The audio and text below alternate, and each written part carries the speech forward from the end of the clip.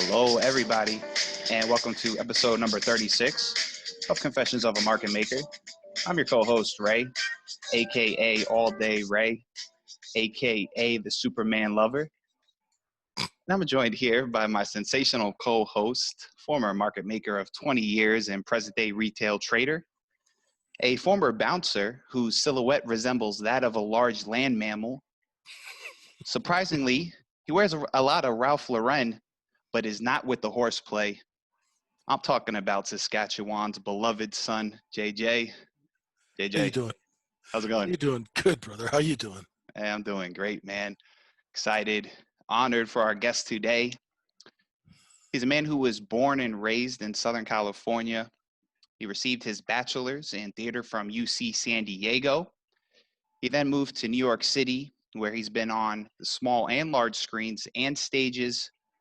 You know him as Ben Kim on the hit Showtime series Billions. I'm talking about Daniel K. Isaac. Daniel, how's it going? Good, good. So you're Superman, not Batman?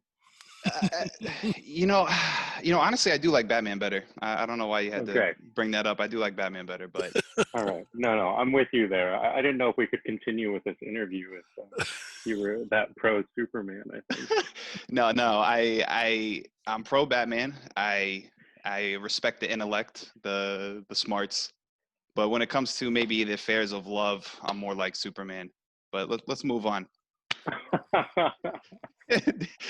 Daniel, but no, like I was saying before, man, pleasure for joining us. I just want to start off. I want to ask you, what's the climate right now in New York amidst the lockdown and obviously all the protests happening? Totally. I'm in Queens in Astoria, so it's a little quieter here. It's a sort of hot and muggy day today for literal climate, and I feel a sense of unrest, yes, but also maybe a potential for hope and change with this unrest. And right. So I love this city and I call it home, and I'd like to believe that it'll result in change for the better, hopefully. Yeah, so I will throw an optimistic slant on it for now. Yeah. Awesome. No, I mean, I feel optimistic as well. I've already kind of seen it. It seems like there's sentiments changing at least a little bit, or good things are happening. It's funny in Astoria, Jay. I'm sure you have some funny stories about it. Well, yeah, I had those interesting clients in Astoria. Yeah. But were they mafia related? Well, when you work in trade in Vancouver, you end up, like you're very familiar with Hall on your show. My clients were all kind of like Hall. He's one of my favorite characters and human beings in real life. Oh, interesting. But, that must be an interesting dynamic to have worked in. There are paint stores and like travel agencies that are long outdated, and I am convinced are not real. Oh, and chandelier shops. That was one where that's right. Totally spiked my suspicion. Like, who buys chandeliers in rentals in Astoria, Queens right now? Those are the best. I think no one. Yeah. So please don't put a hit on me. I respect your business. Yes. I love Astoria. Yeah. Wait, we love your business. Great. Keep up. Right. Did a good work. Right. That's funny. Daniel, being from California, so you it sounds like you said you call New York home. How was it when you first moved out there? Like, change of pace? I feel like I was constantly told I smiled too much to be a New Yorker. And so I think 10 years later, people haven't really said that to me. So maybe it really does go away, or the city hardens you in a certain fashion. But other than like beaches and all around monotonous, beautiful weather, I do love the city more, and the pace of it feels more in line with what I come alive in. So cool. So yeah. how have you been spending your time on lockdown? Have you been able to be productive in the house? You know, my therapist a couple weeks ago was like, please resist the urge to be productive when there's a global crisis. Hmm.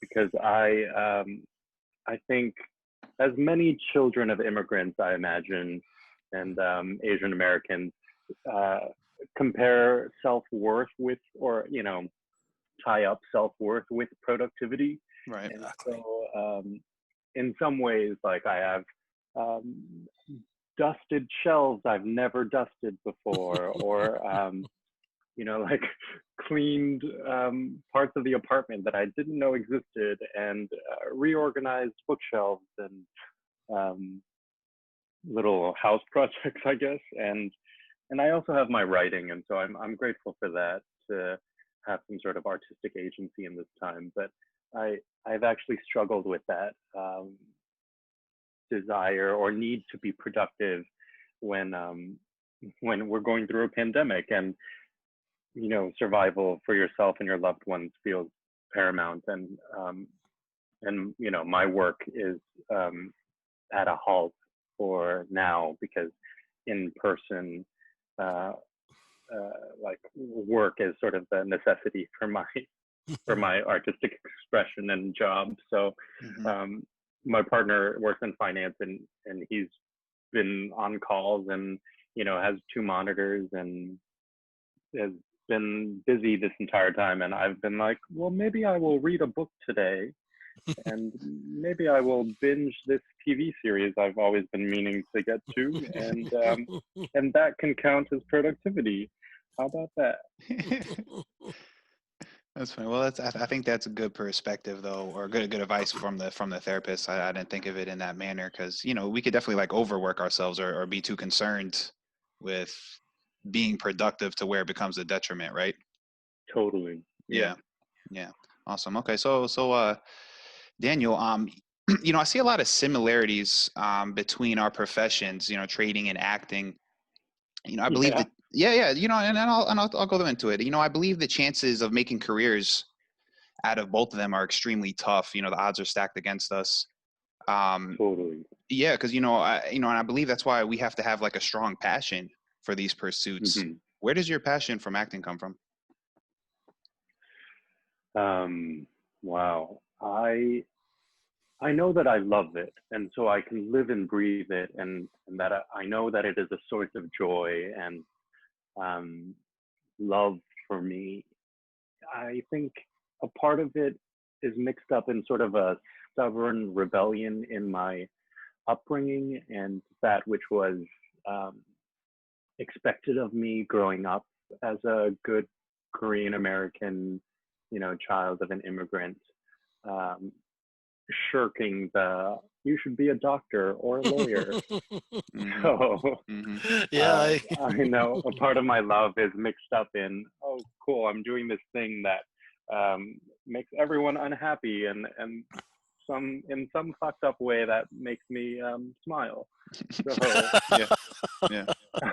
I do recognize that, and yet it was also my like very conservative, religious Korean immigrant mother who introduced me to theater in the first place, Mm. and oh, interesting. said, all great people in life are good public speakers. I don't want you to ever have stage fright. Why don't you try out some theater at our church as a way to never have to struggle with that? Never imagining that I would stick with acting and theater and this profession um, for the rest of my life. But she can't really fault me for pursuing it when she introduced me to it in the first place. Mm-hmm. Yeah. Wow. That's That's interesting. good. Yeah, yeah. Because I say, while I was saying the bit about like having the passion for it, right? Because like you don't land every role you audition for. I'm Totally. I'm not going to win every trade that I make. Right. So Right. so when you do fail, maybe you've even gone on a streak of Mm. didn't get this role, didn't get this role. How do you let that from disturbing your mental equilibrium? Oh man. Yeah, it's rough. I Before Billions, I was still waiting tables, bartending, even the first couple years of Billions, I was still doing that, and catering, personal assisting, handing out flyers, just every survival job possible. And I would go through streaks of auditioning where I wouldn't land the part, or I'd be really close and then it would go to someone else. And it's easy. I think it is easier to fall into a pit of despair or frustration or anger about repeated failure than it is to try to find, I don't know, the good spin on it. And so I would try to activate goodness for myself.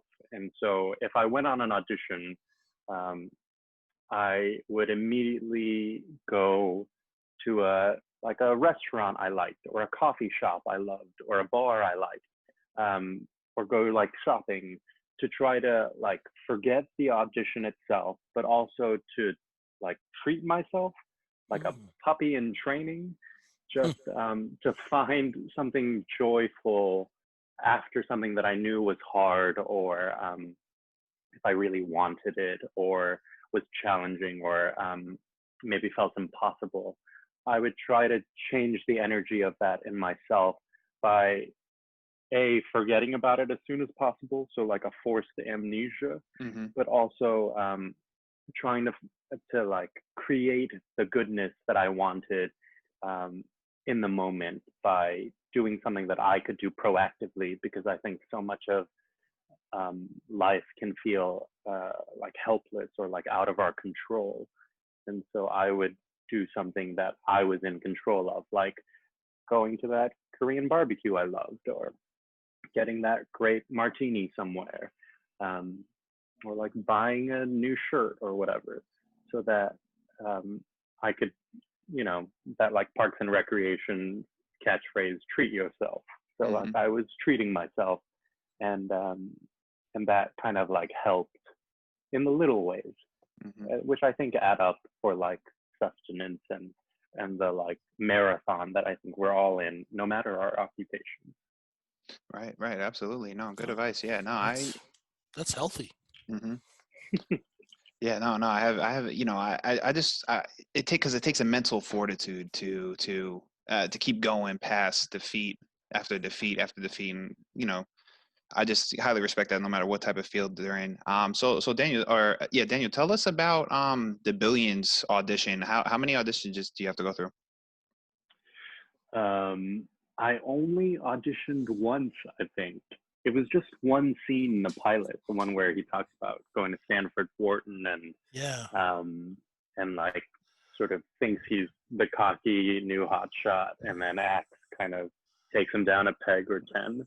Yeah. And I was auditioning the pilot was cast by Avi Kaufman, who does a lot of indie film usually, and she brought me in, and the character was called Ben Kim, so I appreciated that there was a Korean American character in finance, which I thought was honest, but also a cool opportunity that the writers were making, acknowledging like there are people of color in the finance world, and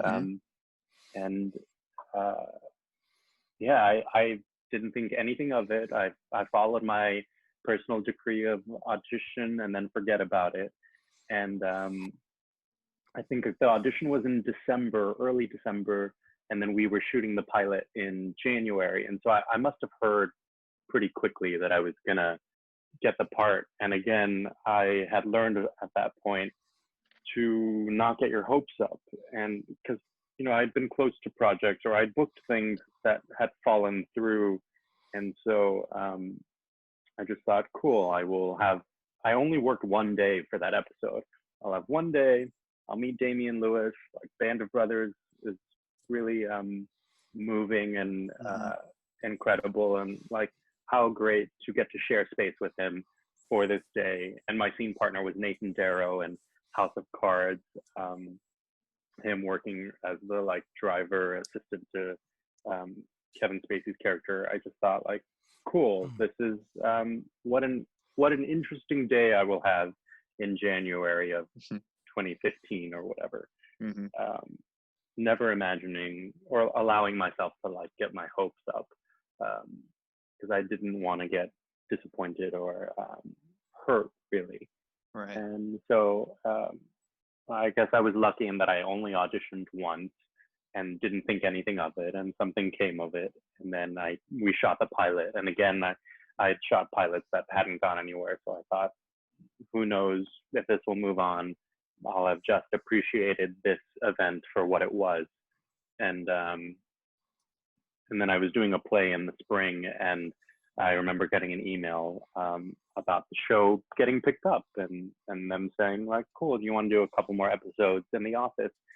And now here we are 5 seasons later. And so I'm super grateful that, you know, I can like point to a project and say, this changed my life. Yeah. Yeah. Oh yeah. Oh yeah. I mean, did you once you knew you guys were getting past the pilot, then did it still like, was it a moment of celebration for you, or was it still kind of like, oh, you know, no telling where this could go, or you didn't know the impact that Billions was going to have? I didn't know. I think I have a cautious optimism, or at that time, especially from like there was one big film that I thought I had booked, and then do you remember that film, The Interview, with Seth Rogen? Oh yeah. Yes, yeah. And Mhm. and it invoked the rage of North Korea. Yeah. Yeah. That's true. Uh-huh. I was going to be a part of another film set in, you know, fictional North Korea, and they pulled the plug because of the like vitriol Oh, and because of that? like mass fear that North Korea would retaliate on Hollywood, which is just an absurd sentence for me to say out loud, Yeah. but was a truth of the time. And so that was one of those instances where I felt so close to something, and then it was taken away from circumstances out of my control. And so, you know, even with Billions, I approached it as just, you do the thing, you do the job, and that's that, and who knows what'll Right. come. And so when the offer came to do, I can't remember what number episodes they were, but they were like, you'll do the 2nd episode and then maybe the 5th and the 6th one, because even the writers, they were creating the show as they were going, and they didn't know, and you know, they don't make promises that they can't keep. And so it was like 2 or 3 episodes in addition to the pilot, and I thought, hell yeah, like how exciting, and that'll be that. And as I shot episode 2, you know, I would get an email that said, why don't we'll need you for episode 3 and maybe like 7. And then I would shoot episode 3 and they'll say, we'll need you for episode 4 and like maybe 9 and 11. And so by the end of it, we were shooting episode 12 of the first season, and Brian Koppelman was sitting with a bunch of us in the Axe Cap trading floor in the like fake Connecticut set we did in New York, and like, which is like on an hour outside the city. And he was hanging out and asking, oh, how many episodes have you done, Kelly? How many episodes have you done, Dan, who plays Mafee? And and everyone was saying their number, and then they came to me and said, now how many episodes have you done? And I said, oh, this will be all 12. And they were shocked, you know, because you're just writing the show. They're not like thinking about who's in how many episodes. Yeah. And then season 2 happened, and that same thing happened again, where they said, we'll need you for this, you know, like these 3 episodes, and oh, I guess we'll add you in for these other, you know, 2 episodes. And the end of season 2 happened, and Brian asked that question again, like, how many episodes have you done? How many episodes have you done? And it came to me, and I said, oh, I've done all 24 now. And so it was nothing that I could plan, and they didn't plan it either. And yet, in hindsight, every opportunity built on itself and allowed me to continue to stay on the show. And you know, it sounds so trite, but really has changed my life to be here with our truncated 5th season, 54, 55 episodes later. And that I am only super grateful and excited by that. Awesome. but I could never have predicted it, you know? Right. Well, there was another similarity I thought of between our professions, right? Daniel is you said you temper your expectations, or almost like going with no expectations. It's the same thing with us, right? Because going into a trade, if I think I'm gonna hit a home run trade, it's just not good for my mindset. You need to stay no expectations. If it works, great. If it doesn't, it doesn't. Move on. Just worry about the process. Yeah, right. Like the Mhm. journey is more important than the destination, and it sounds like a fortune cookie, but still, like It's true. when I apply that, Yes. it actually it makes it more worthwhile when you look back on it, and Right. like maybe allows for less struggle when you're going through it. It does. I think it allows for less struggle, and then like even what you were just saying, like you're so grateful, and just like coming from a state of gratitude that Billions worked out the way it worked out. Totally. And I think, I just think it's a good mindset to be in. So that's awesome. Great to hear that. So Dan, I mean, I guess you answered this question. I was gonna ask you next. You know, obviously you said it changed your life. So I imagine this opens up more opportunities, right? I mean, are people like contacting you? I mean, or I like, how's it remember going? like between season 1 and 2, I still was waiting tables, and there's a building in New York called the City Court Building, and I worked at a steakhouse in the basement of it. And in that high rise, there are a bunch of finance folks that I didn't know when I was, waiting tables and bartending there all those years, until after the first season of Billions was airing, and I would go to like take someone's order or get them a drink, and they'd be like, "Oh, you're that Asian dude from Billions." And I thought, "Oh, okay, people in the profession are recognizing this TV show about finance and government, and how cool." But then it came to a point where I couldn't like the restaurant was very high paced, and you were always running around. But if a table was like, "Let's talk about Damian Lewis and Paul Giamatti and Axe and Chuck and all these things," like I was sort of stuck there talking to them, and and that like changed my mindset of, things will be different now, interacting with strangers or with the public, as they watch a show on cable that we never know if who's watching it or who cares about it. And in TV and film especially, whereas in theater, like the audience you're interacting with. And so that was a very pleasant surprise. And then like somewhere around season 2, I had like a deal with the restaurant where I could just pick up shifts when I needed, which is an actor's dream in New York or in any city, to have a survival job that you can sort of call into and say, "Hey, I'm free this time or this time. Do you have any work for me?" And that I think we were shooting season 2, and it was around Christmas time, and I thought, well, why don't I just pick up a couple shifts to make a little extra to pay for Christmas presents or whatever. And the restaurant was on like an app where you signed up for shifts or whatnot. And I went to log into the app, and it said, "You are no longer a employee here." Really? And I thought, oh yeah, like the restaurant had quietly let me go. But also because I hadn't been working there for X amount of time. And that felt like its own sign of, all right, this is a chapter of your life that's passed, whether you like it or not. And, maybe one day I'll have to go back to waiting tables, who knows? But for now, for that time at least, it was in hindsight that I realized, oh, okay, I'm not going back here. Moving right along. Yeah, totally. And like Dan Soder, who plays Mafi, worked at Dos Caminos, like a couple blocks away from the City Court building where I worked at Hillstone. They're called like Houston's and other names around the country. Okay. And so we had both been like waiting tables on finance bros, we called them. Yeah. And then became finance bros on TV instead. Yeah. So gotta love it. You gotta love it. Totally. That's so funny. How is Dan on set? He's a stand-up comedian. I seen his it was funny, by the way, his HBO special. Special is so good, right? Yeah, On yeah, he's funny, HBO. man. Yeah. So funny. I was lucky enough with a couple other cast members and crew to go see it live, and he in real life is just as funny.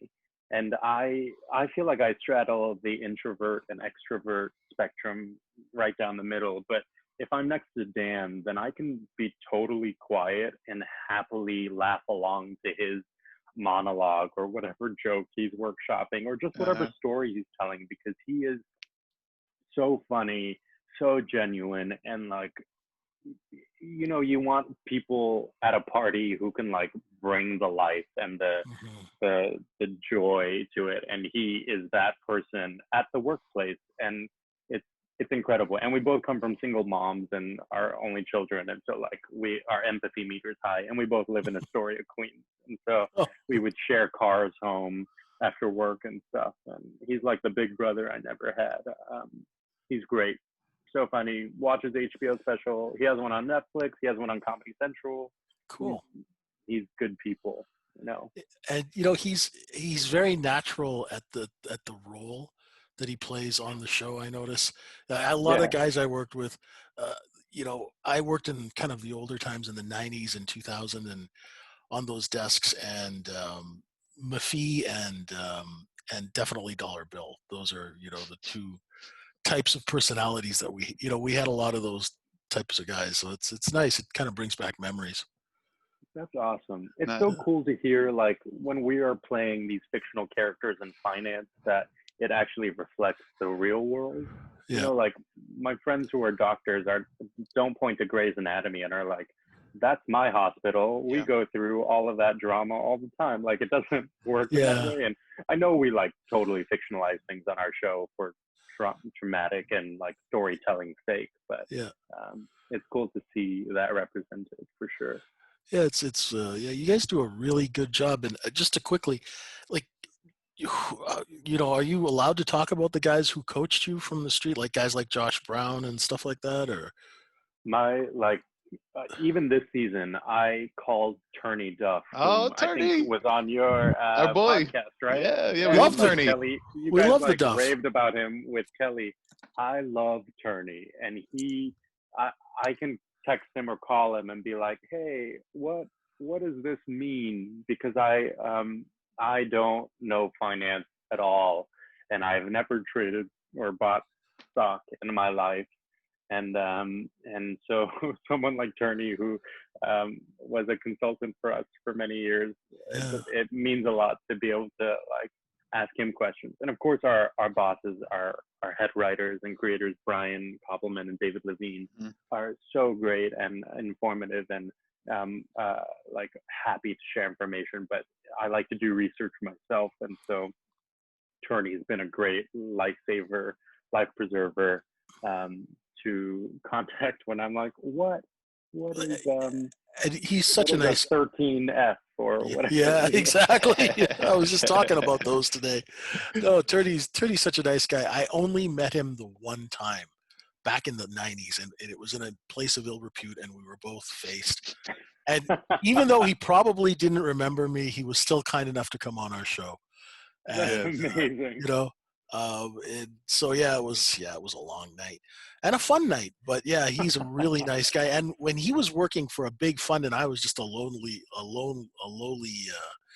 you know, penny stock trader, and he was very, very kind to me. So he was very approachable, and that was when he was rolling. Yeah, Turney. That's amazing.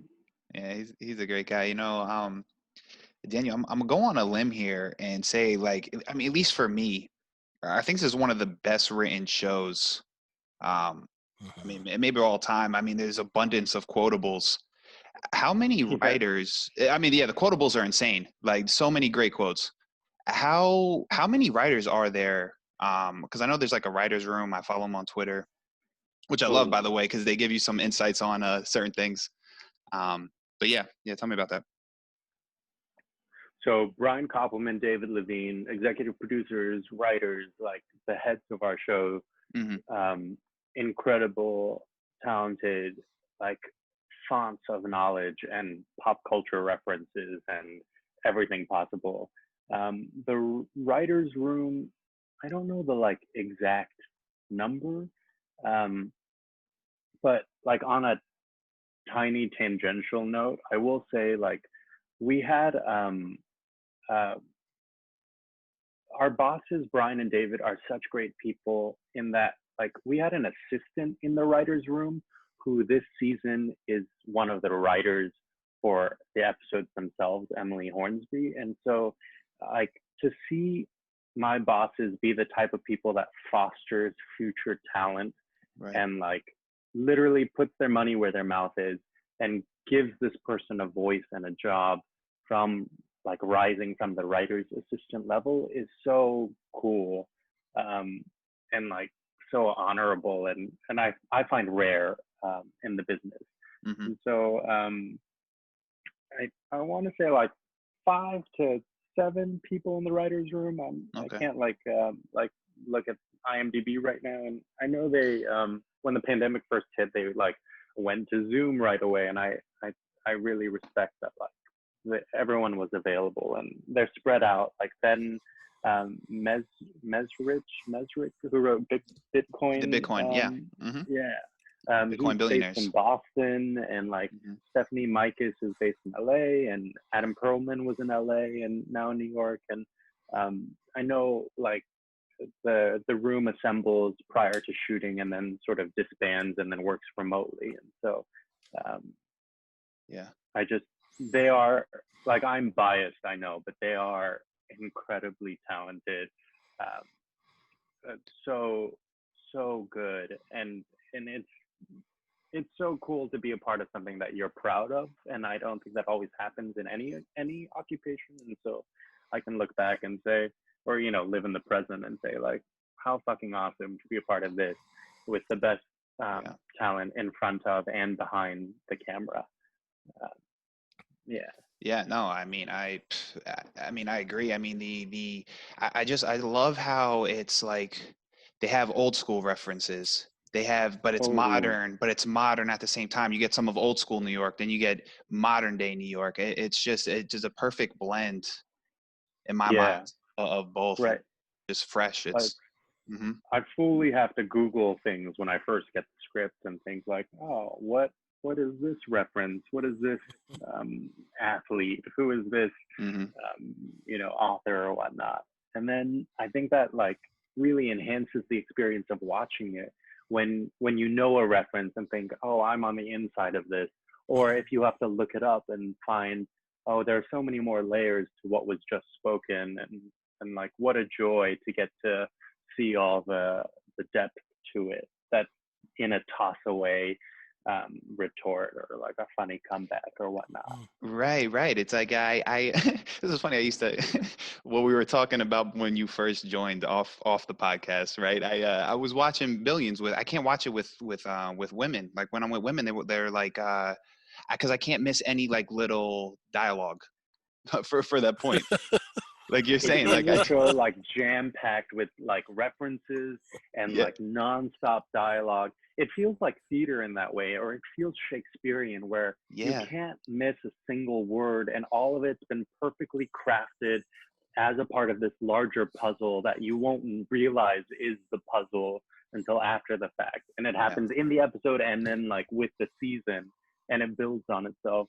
It really is a remarkable feat of our creators, Brian and David, and the writer's room, that they're weaving this intricate web that's self-referential and like taps into modern times, but also because we shoot before it airs, like it feels like it predicts the future in crazy ways. And so it's also a lot of it is so realistic. Like I remember the one episode, sorry to interject, the guy that they were trying to raise money with, and they really didn't want to, fraudy, and and they didn't want to have to call him, but he had the connections with the money. And and I've been in that situation so many times where you've had to go to a guy that you really don't want to have to go to raise the money to try and close a deal because you just can't close it, and it's just like, so parts of that were like, oh my God, this actually feels like stuff I've gone through, Yeah. it's I'm one of those weirdos that can't stand the sound of chewing. And so for him to be eating all that seafood and like oh yeah, chewing so viscerally, and like slurping. really, yes, it's just so many noises I do not Oh, like. But it's so perfect for that character. And so for you to oh say that yeah, like reflects your real life, yeah. makes me feel like immense pity for your path with those people. Oh no, it was. I mean, like we had a guy called Bloated Gary, and he was kind of the same way, right? Bloated Gary. And and and nobody even really knew his last name. He'd call over on the overhead, and people would just go, "It's Bloated Gary on line 3," right? And or just say it's bloated. And so, but he was like that too. If you ate a meal with him, there'd be food flying all over the place. Oh man. So it's really realistic. I'm like, oh my God, how did they got that? They nailed that one. Yeah. It's like when I waited tables and bartended, we would get to know the regulars, and you'd be like, here's that person again. I think we called one person, this is horrible, I'm sorry if he's listening to this, like bird something. Basically, he like put a bunch of condiments on his dish and then would like kind of like mash it all up so it just looked like a pool of vomit, and then he could eat it. And it's just not a pleasant experience to like walk by that and think, how is your meal, sir? And it's just a puddle of orange and brown, and you can't tell if the chef cooked it well or not because it is not distinguishable in its current state. So yeah, for you to be trading with interesting characters and for them to have nicknames, that feels like a spot on thing. Oh yeah, with our show. He's got nicknames. Nicknames for everybody, right, Jay? Yeah, everybody had a nickname. It was just that's the way it was back in the day. Well, yeah, I mean, and Daniel, you guys, not only is the writing exceptional, it's complemented very well with great acting. I mean, the whole cast really incredible. Did you? I want to ask you this. One of your scenes. How did you enjoy the elevator? That little elevator dancing scene where Wendy told you to do a bold action. How was that?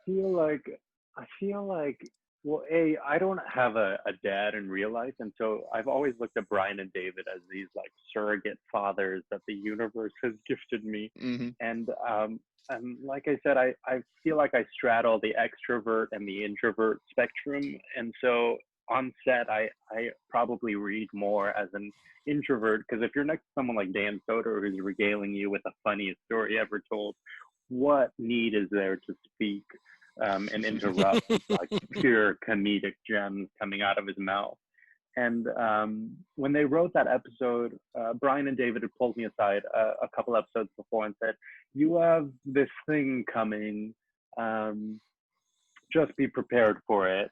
And then like the episode was approaching, and they said, we're hiring you a choreographer to work on this episode. And the choreographer had worked on Beyonce's concerts and music videos. And I thought, okay, this feels like a big deal.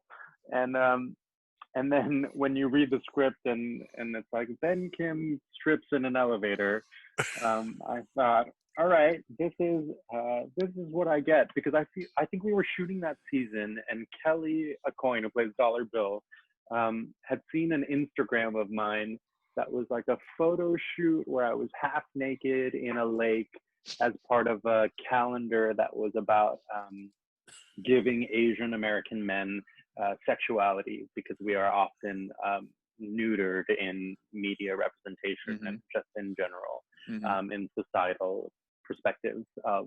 And so I think we were shooting a scene in the conference room, and he like passed his phone around saying, this is Daniel half naked. Oh my gosh. And I've never confirmed this, but I feel like Brian or David must have gotten wind of this half naked picture of mine and thought, great, we will make him half naked on Billions. And it is the true definition of hubris and Greek mythology coming to bite me in my ass, that I had to take my shirt off on the show in the midst of like a winter body and in front of Damien and David Costabile, who plays Wags, like my favorite people, and then complete strangers. And the whole episode being about this character overcoming his own shyness and reticence. It felt like a life lesson Brian and David were bestowing upon me and my own sort of life path and journey and voice. And whether or not they intended that, I do find that I will die at the age of many decades from now, hopefully, and this elevator scene will haunt me to my death, but will also be a mark of this is what you did and this is what that journey was, and how great to have that sort of immortalized in this scene. And I'll never forget like Damien's reaction, or David like playing around and be like, you can touch me and do whatever you want, and playing with his mustache, or like mussing with a complete stranger's hair. I really have to like learn all those actors who were in that elevator's name to just thank them for, you know, we do a lot of coverage on the show, and essentially we shot that elevator scene from every wall. So the door, and then the other 3 walls of the elevator would be taken away to put the cameras there. So it was a long time after lunch, of course. So I had eaten something, and just me taking my clothes off over and over and over again for this group of people. Oh man, and I'll never forget it. And, great perspective though. That's great. That's deep in a sense as well. So Daniel, I mean, your character, he's had good maturation over the seasons. What do you think about it? Where maybe could we expect, obviously without spoiling anything? I'm sure you can't even do that anyway. I like that elevator scene has always been a pivotal moment for me in my personal life, but also for the character, to see someone who came in hot and strong and cocky based on education and a feeling of self-worth, and then being cut down a peg or two to have to earn your place in a business, in a new environment, in a society where where there's fierce competition and a cutthroat atmosphere, and I've watched this guy grow over the years from sort of being taken down and humbled in many respects to finding his voice again. And you know, the finance world, or just many occupations, have a toxic masculinity or an intensity and a aggression that may not always be easy to work in, to fit into, or to participate in. And so I think Ben Kim is someone who is slowly but surely learned the ropes there and is growing in that environment and finding his own voice. And to be someone else's new hire to now having someone under him feels like an evolution that our creators have been so great to evolve over the seasons. And I'm excited to see him continue to grow and find his voice, his confidence, and like whatever success can be measured as, to find and implement success in his career. In this atmosphere that's very hard to thrive in, and yet I think he's slowly thriving there. Right. I never thought of it from the environment perspective. That's real interesting. I believe, Daniel, there's 2 more episodes left, correct? Until I think one more actually. Oh, this one next more. Sunday will be our sort of mid-season finale because of coronavirus. We had started shooting episode 8, and we had to stop in the middle of it because of quarantine and all the precautions that our production team and our producers were great about doing sort of ahead of the curve to protect us and everyone on staff. So any talks about when potential to start shooting again?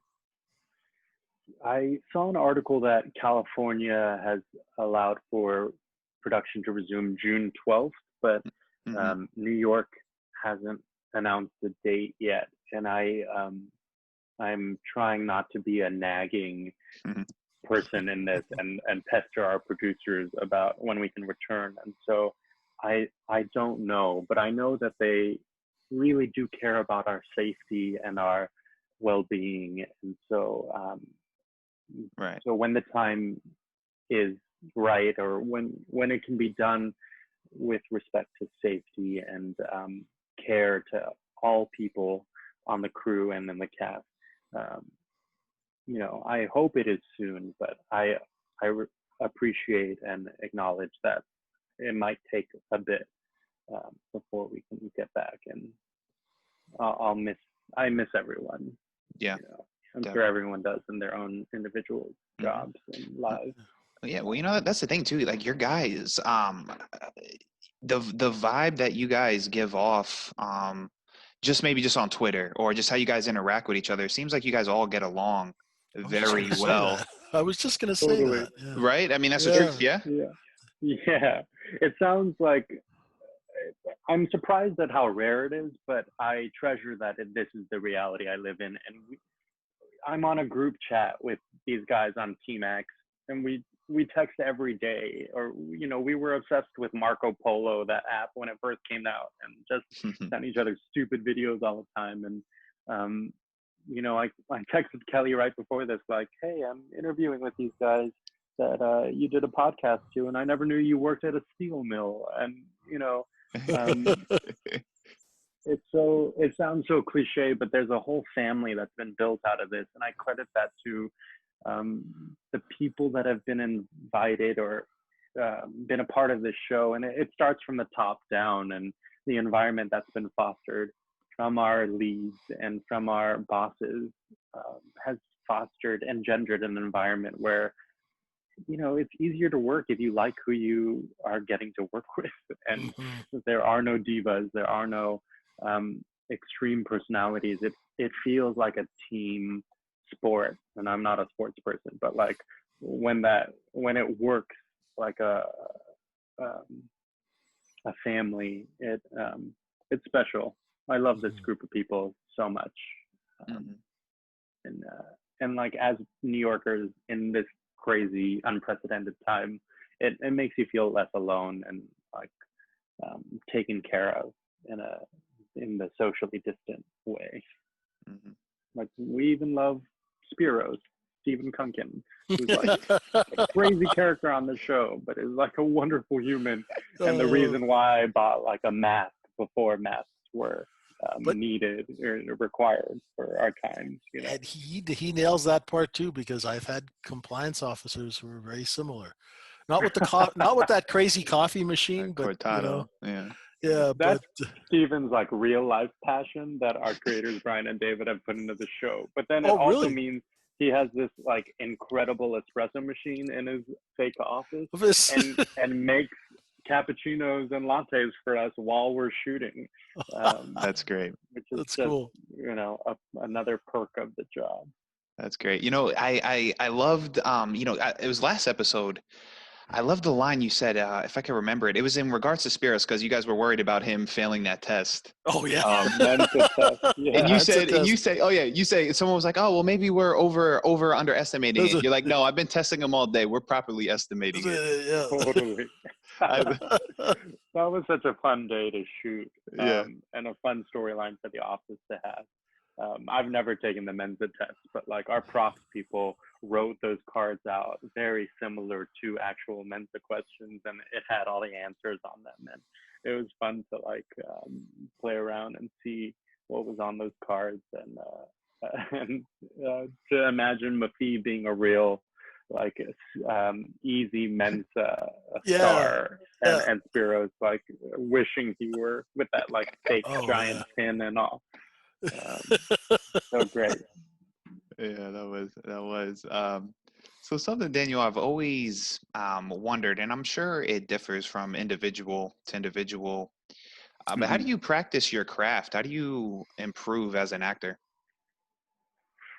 I moved to New York because I loved theater and I wanted to work in the medium of theater. And to pay your bills and a sort of progression in life that I could never have predicted led me to work in film and TV more. But I do think actors cannot hide and cannot sort of bullshit their way on stage. That there is no place to have a bad attitude, to not have the work ethic, to not deliver in discipline, or in rigor, and in sort of sustaining storytelling energy. And so I feel like you cut your teeth on stage, and that is a place that I've always returned to, and I really mourn the loss of in this time, that we cannot gather safely at this time in an audience or on stage in a theater, because I think that's where magic happens, and the craft of is unparalleled. And our casting director, Allison Estrin, on Billions always says, jokingly but with complete seriousness, that we have the best cast of New York stage and film on Billions. And we really do. And if you look at anyone's resume, you can point to their theater resume too. And I think there's an incredible ensemble that has been nominated for Tonys, or have done these incredible shows on stage, in addition to their incredible film and TV resumes. And so I personally find inspiration and growth on stage. Right. And I sort of, I never stopped devouring that. So even in quarantine, I've been watching a ton of TV and film and theater productions that have been filmed, just because you can always learn from watching. Right. That I sort of stay satiated in this time by being inspired and learning from others in what they're doing at their best. Right. That makes whatever sense. The medium may be. Yeah. Right. That makes sense. Yeah, because I'm pretty sure I asked Kelly this. I asked him what was, maybe the pros and cons, or which was harder, theater or doing TV. And I imagine, I don't know, I don't act, but I would imagine theater is, because maybe the element of being in front of the audience. I mean, he told me things were different, and maybe one not harder than the other. Well, what are your thoughts? I try not to put things on a hierarchy of difficulty, and respect that each medium is incredibly difficult in its own way. I think there are mediocre or terrible actors in the world who get great editing, great lighting, perfect makeup or costumes or hair that make them look better. Whereas on stage, no matter how good your costume looks, how flawless your makeup or perfectly styled your hair, you can't hide behind anything when it's just you on stage, or you and your scene partner or partners. And so I think there's a no bullshit kind of barometer on stage that you really see someone's true self or whole essence poured into this work. And you can't bullshit around it. And so that sort of shows your merit or ability in that moment, at least. And to do something like theater 6, 7, 8 times a week, it's like, other people in their office jobs don't just go to bat one day a week, right? You have to deliver every day. Mm-hmm. And in theater, you are delivering all those times over and over again, and that shows something or a lack thereof, whether you like it or not. Mm-hmm. Good. Yeah. Well, thanks for putting me in check, because you're absolutely right. Like putting things in the hierarchies, definitely not the. I don't think that's just a good way to do anything mindset wise. Let me ask you this though, Daniel. Is someone who struggles in the theater, you're saying they can make TV and lighting can make up for it, but someone who's good in theater, are they always successful in TV? Or because I would think so, right? I mean, I would want that to be true, but I think there are different mediums in which different aspects of yourself have to be employed to tell the story. And so like the like easiest thing to think of is saying you are too big for camera, and I don't know if that is really an honest critique to give to anybody, but there are subtleties and privileges with a camera being right in front of your face, and what you can employ to tell story versus a 2,000 seat theater, and how you are using your whole body to tell a story, or your whole voice. And so I guess it's like different muscles to use if you were on a Zoom call versus if you were giving a presentation in front of 100 people in an auditorium, or whatever your job may be. You're using different assets, parts of yourself to tell that story. Right. Okay, yeah, it's interesting to think about. So, Daniel, I want to ask you about According to My Mother project. Yes, yes, the inspiration behind that. Very, very interesting. It started out as a series of Facebook posts when Facebook was the cool platform to be on, where I would just transcribe conversations I had with my mom, who lives in Orange County, California, and I'm here in New York. And so the way we relate to each other and stay connected is usually by the phone, but often text and email. And she's incredibly conservative, Christian, deeply, deeply religious, and like a crazy conspiracy theory believer, and an immigrant from Korea, and a single mother, and I'm an only child, and I am very liberally slanted, and gay and queer, and in opposition to her set of beliefs. And so while it may seem easier to not have a relationship, in many ways we choose to engage in one, and it results in her being very homophobic, or very conservative, or very what I would call crazy, and she may not agree as such about her perspectives, and so writing these snippets of conversations down led to creating a short film pilot presentation about her, and now developing a TV show about the relationship between an only child and single parent, immigrant mother, conservative, liberal, Christian, agnostic, or straight and gay, dynamic, and what it would be like to imagine, instead of the kid having to go back home to live with their parents, if the parent had to move in with their child. And not only that, but starting over in New York City, and being in your golden years and trying to figure out how to start anew, is the premise of a TV show that hopefully someone will make on a cable platform or streaming venue near you. So awesome. My mom hates it, but oh, your mom hates it? Oh, come on, Mom. Oh. She's also like oddly supportive in her own way. Yeah. Well, I mean, man, that's great though, man. Like you said, it would be the easier thing to be like, all right, don't even want to have a relationship. Right. So I Right. I really commend you for that, because that is the hard thing to do. And not having parental support and acceptance. I mean, it's tough. It would be tough for any human, right? Mm-hmm. Yeah.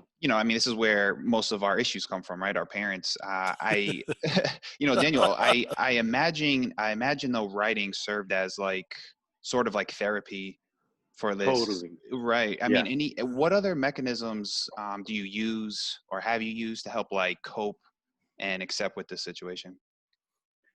I've already mentioned therapy. Mm-hmm.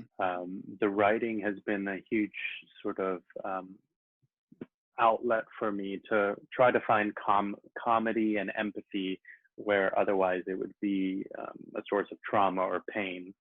And I also find creating community and in places of where you can find incredible empathy.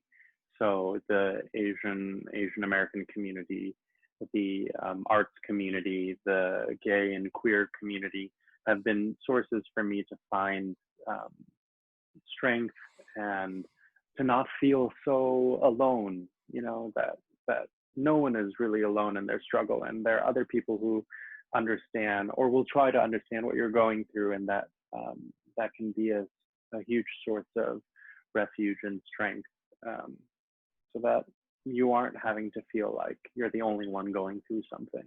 Mm-hmm. Community, yeah.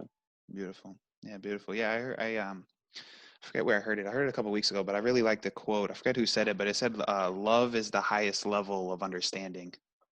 And I really, Beautiful. that really hit me deep, and it's something I keep trying to remind myself of going forward. And so, Daniel, I really appreciate your perspective and what you're doing.